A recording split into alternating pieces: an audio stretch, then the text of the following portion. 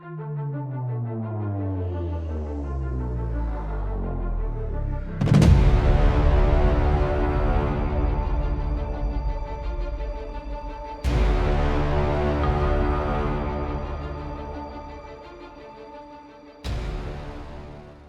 भी जाएंगे सहरसा तो वहाँ धबोली गांव है, वहाँ के सबसे बड़े जमींदार परिवार में हम लोग आते हैं। बहुत सारे कमेंट मैंने ये पढ़ा कि अगर विधायक कहते हैं तो इनको हटना पड़ जाता है। ये जो कनेक्शन है कि नेता और ऑफिसर, और उस ब्लॉक की ये स्थिति थी कि जो सूचना मिली थी कि वहाँ के बीडीओ की पिटाई कर दी गई थी, काफी वहाँ पे असामाजिक तत्व थे। है कि एक डिस्ट्रिक्ट में 5 अनुमंडल हैं, जिसको 5 तहसील कहते हैं। हर तहसील में जिलाधिकारी एक उप जिलाधिकारी को तैनात करता है, और ताकि डिस्ट्रिक्ट मजिस्ट्रेट वहां बैठ के 5 उप जिलाधिकारी के माध्यम से जिले को अच्छे से चला सके। कि यूपी में क्या होता है कि ये जो सिस्टम है ये मुगल और शेरशाह वाली प्रणाली हमने अपनाई है। उसमें एक सेंट्रलाइज सिस्टम था शेरशाह में। हाय एवरीवन, कैसे हो आप सब? मेरे साथ हैं कुंदन राज सर। चलिए इनसे डिटेल डिस्कस करेंगे कि इनका एस्पिरेंट से जो एसडीएम की पोस्ट पाए हैं, क्या उतार चढ़ाव देखने को मिला है। पहले तो सर बहुत बहुत बधाई आपको। Thank you. ओके, मैं डायरेक्ट एक क्वेश्चन पूछता हूँ, मे भी नहीं पूछना चाहिए, लेकिन मैं ये जानना चाहूंगा, जब आप एस्पिरेंट थे अब एसडीएम बन गए, कितना खुश हैं कि यार वास्तव में जो हम स्टूडेंट ओरिएंटेड सोचे यार एसडीएम की पावर ये है, ये भौकाल वाली चीजें, वास्तव में लगता है कि रियलिटी में है, वो फील हो पा रहा है? हाँ, नो डाउट। मेरा मानना है कि एसडीएम बहुत ही पावरफुल एक पोस्ट है, और खासकर यूपी में मुझे लगता है कुछ ज्यादा ही इनके पास पावर है। और एक जो एक बचपन से एक सपना था कि एडमिनिस्ट्रेटिव ऑफिसर बनने का, तो वो तो एक ड्रीम्स कम ट्रू वाली बात फीलिंग आती है। अच्छा, मतलब खुश हैं आप? हाँ, काफी काफी। एक एसडीएम का प्रॉपर काम क्या होता है, जो ना जानता उसको थोड़ा ब्रीफ। अब मैं बहुत ही ब्रीफ में आपको बताता हूँ कि हम लोगों को जो शासन से निर्देश होते हैं कि आप मॉर्निंग में 10 से 12 आप जनता दर्शन में बैठ जाइए। ओके। कि आप 10 बजे आ जाओ, 10 से 12 आपके तहसील में, मेरे तहसील में 480 राजस्व गांव है। ओके। ये 480 गांव के जो नागरिक हैं, जो जनता है, वो आएंगी और एसडीएम के पास आके उसकी जो भी समस्याएं हैं उस समस्याओं को रखेगी, और उस 2 घंटे के अंदर मुझे उस समस्याओं को लेकर उसके निस्तारण की तरफ ध्यान देना है। इसके बाद 12 बजे से 2 बजे तक मैं बैठता हूँ। कोर्ट है, राजस्व न्यायालय है हम लोगों की। यूपी में ये स्ट्रक्चर है यूपी रेवेन्यू कोड के तहत कि यूपी में जितनी भी एग्रीकल्चरल लैंड है, जो कृषि भूमि है, इसके साथ साथ जो गवर्नमेंट लैंड है, जो कृषि संबंधी भूमि संबंधी जो डिस्प्यूट्स हैं लोगों के बीच में, उस डिस्प्यूट्स को हमारे न्यायालय में सॉल्व किया जाता है। इसके साथ साथ जो गवर्नमेंट प्रॉपर्टी है, गवर्नमेंट लैंड है, जिसको नवीन प्रति, बंजर, उसर ये बोलते हैं यूपी के टर्म में, अपने उत्तर प्रदेश की भाषा है कि ये नवीन प्रति है, ये बंजर है, ये उसर है। तो उन जमीनों पे कोई अतिक्रमण तो नहीं कर लिया है, किसी ने इंक्रोचमेंट तो नहीं कर लिया, तो उस अतिक्रमण को हटाना हमारी जिम्मेदारी है। ओके। यानी सरकारी जमीन की रक्षा करना वो हमारा कर्तव्य है।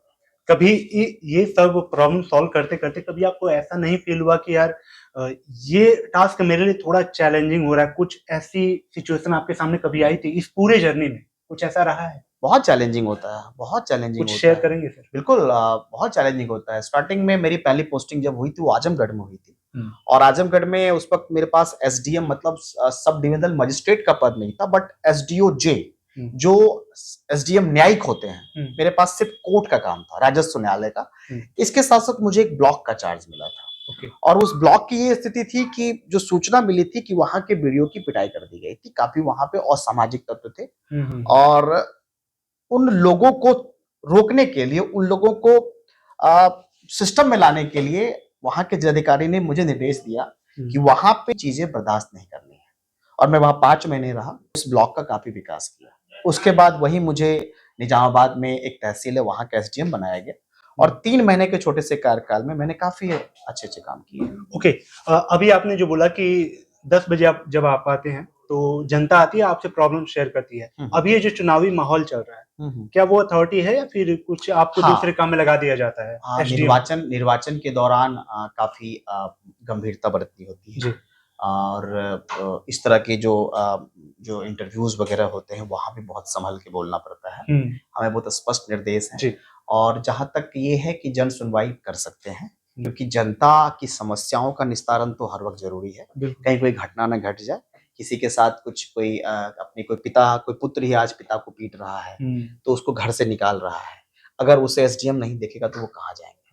तो हमारे पास काफी दायित्व है, तो हमें हर वक्त जन सुनवाई तो करनी होती है।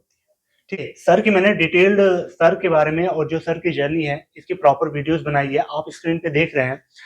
जो क्वेश्चन होंगे ये आपके मन के डाउट होते हैं, जो मैं किसी टीचर या फिर स्टूडेंट या किसी ऑफिसर से ये सारी चीजें पूछता हूँ। अगर कोई क्वेश्चन छूटता है कमेंट करते चलें, ताकि मैं अगली बार जब मिलूं किसी ऑफिसर से तो वो आपका क्वेश्चन पिकअप कर पाऊं।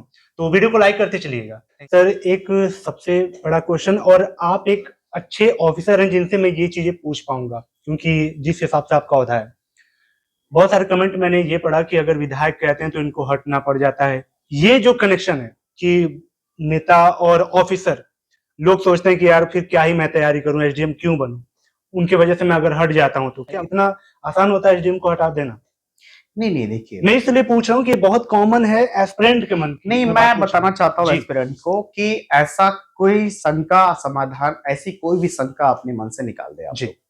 सबसे पहली बात है कि जनप्रतिनिधि, चाहे वो विधायक हो या सांसद हो, अगर वो आपसे कुछ कहते हैं तो उसमें आपको ये देखना चाहिए, अगर वो सही कह रहे हैं तो उनकी बातों को आप सुन लीजिए। बिल्कुल। अगर वो गलत कह रहे हैं तो आप उन्हें विनम्रता पूर्वक कहिए कि ये करना अनुचित है और ये करना हमारे लिए भी अनुचित है, हमारे करियर के लिए भी ठीक नहीं है, ये गैर कानूनी है। आप ये कह सकते हैं। और आप ये भी कह सकते हैं, आप मुझे लिखित में दे दीजिए तो मैं कोशिश करता हूँ। वो नहीं देंगे अगर कुछ गलत होगा तो। और ज्यादा से ज्यादा आपका कोई कुछ नहीं बिगाड़ सकता। एज ए एसडीएम आप हमेशा डिप्टी कलेक्टर ही रहेंगे, या तो आपके पास तहसील रहेगी, अगर तहसील से नहीं रहते हैं तो आप डीएम साहब के साथ काम करेंगे। दोनों में इतनी अपॉर्चुनिटीज हैं, दोनों में इतना वर्सेटाइल जॉब है। आप यहाँ पे डीएम साहब ने मुझे दे रखा है कि मैं इस पूरे तहसील में जो 480 राजस्व गांव हैं, जो 3 ब्लॉक हैं, इसमें 100-150 प्रधान होंगे, इतने सारे प्रमुख होंगे, इतने सारे इसमें जिला परिषद, जिला पंचायत सदस्य होंगे, वो सारे जनप्रतिनिधि मेरे पास आते हैं। तो सबको सुनना है, या तो आप एसडीएम होंगे अपने तहसील में, या आप डिस्ट्रिक्ट मजिस्ट्रेट के लेफ्ट हैंड बने रहेंगे एज ए डिप्टी कलेक्टर। तो इससे ज्यादा आपको कोई नुकसान नहीं कर सकता।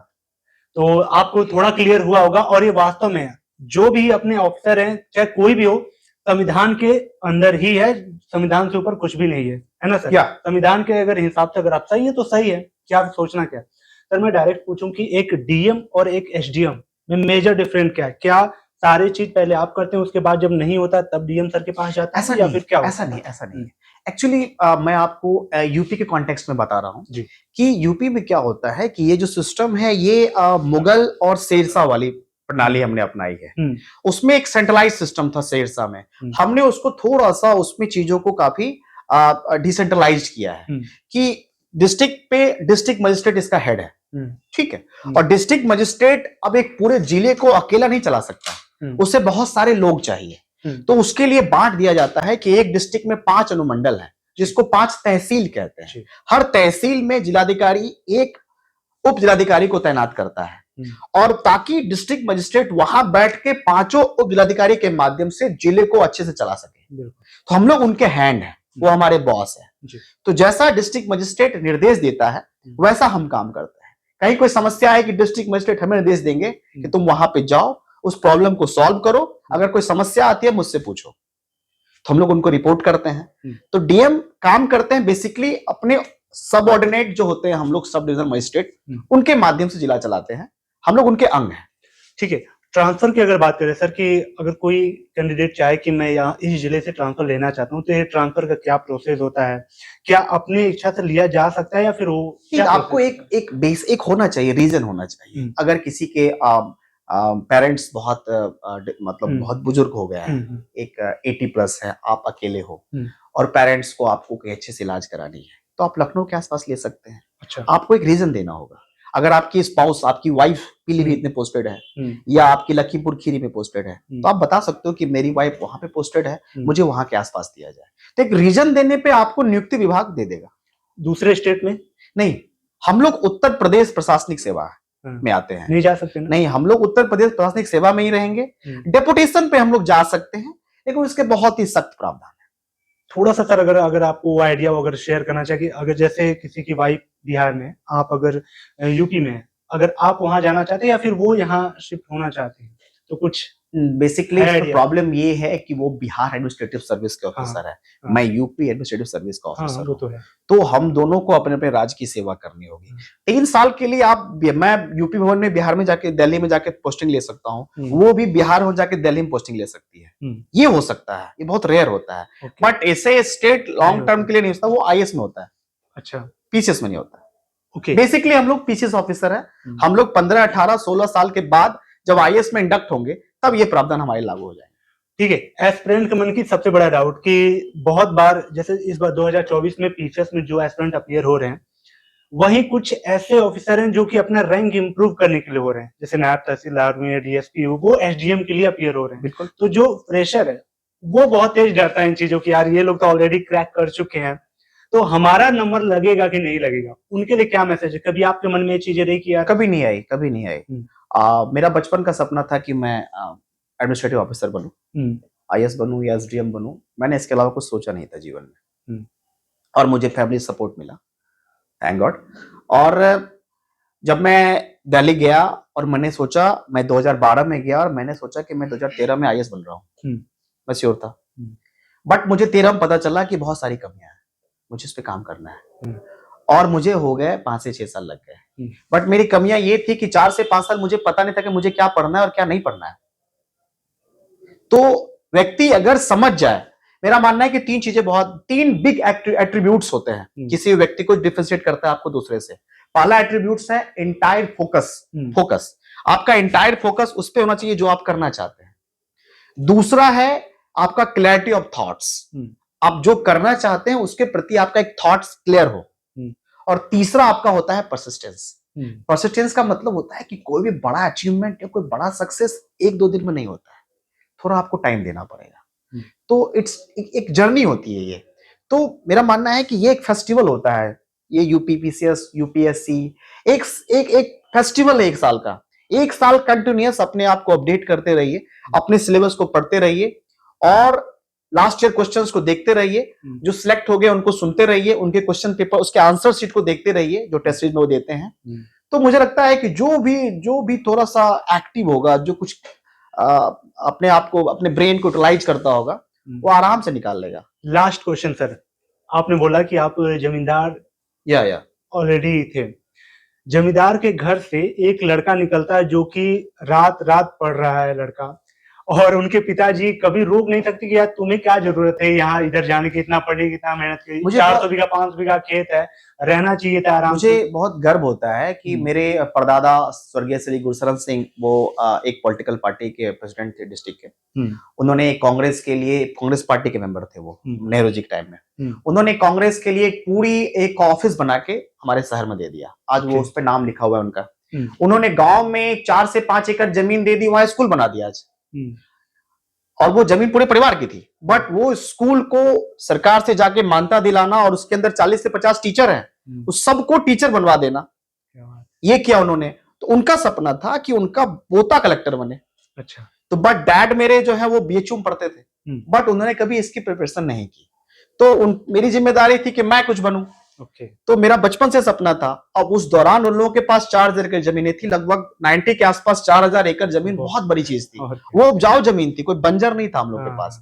आज भी जाएंगे सहरसा तो वहां धबोली गांव है, वहां के सबसे बड़े जमींदार परिवार में हम लोग आते हैं। बट एक शौक था हम लोगों को कि जीवन में कुछ बड़ा अचीव करना, और मैंने कभी जॉब नहीं की। मेरी पहली जॉब यही है यूपी में डिप्टी कलेक्टर। ड्यू टू मेरे पेरेंट्स का सपोर्ट था कि मैं कुछ अचीव करूं, उनके सपोर्ट्स के बिना मैं नहीं पहुंच पाता। क्या बात है। होप गाइस वीडियो आपको वैल्यूएबल लगी हो।